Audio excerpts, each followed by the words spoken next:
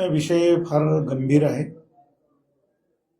ही घटना आमच्या ऐकण्यात सुद्धा नव्हती. अशी घटना आमच्या ऐकण्यात नव्हती. हे डॉक्टर आहेत का खाटीक आहेत?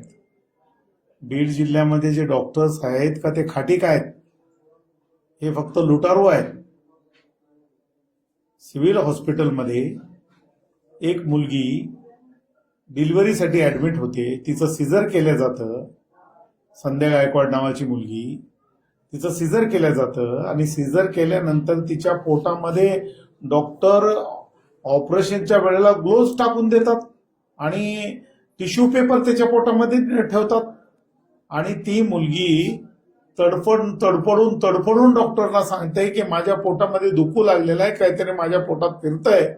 तिचं काही ऐकलं जात नाही आणि तिला डिस्चार्ज दिला जातोय.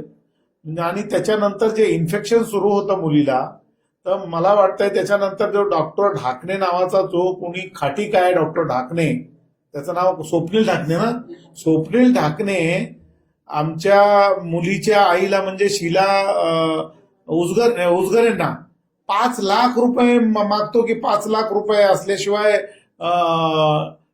तुम्ही ऍडमिट करू शकत नाहीत किंवा मी उपचार करू शकत नाहीत. म्हणजे हे काय लावलंय? हे साठवलूट आहे का? म्हणजे सिव्हिल हॉस्पिटलने डॉक्टर पुरवायचेत का?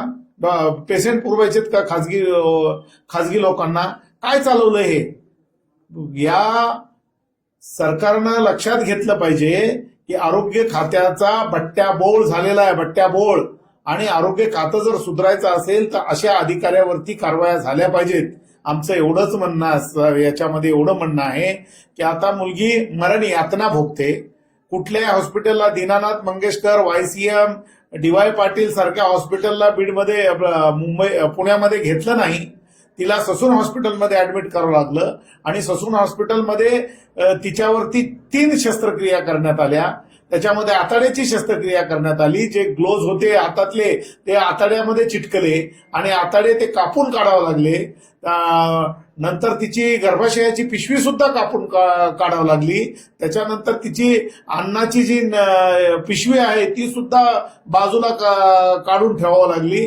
म्हणजे अशा पद्धतीचं क्रूर कृत्य डॉक्टराकडून होत असेल तर या डॉक्टरावरती मृत्यूदंडापेक्षाही मोठी शिक्षा अशा लोकांना झाली पाहिजे असं माझं मत आहे.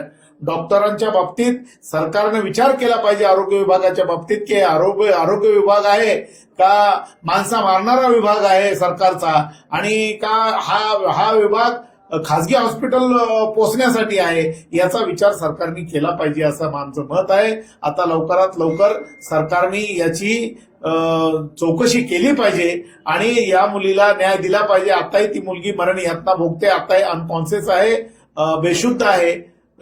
तर त्या मुलीचे जेवढे उपचार आहेत ते पुढचे उपचार तातडीनं आणखी मोठ्या हॉस्पिटलमध्ये झाले पाहिजेत असं माझं मत आहे.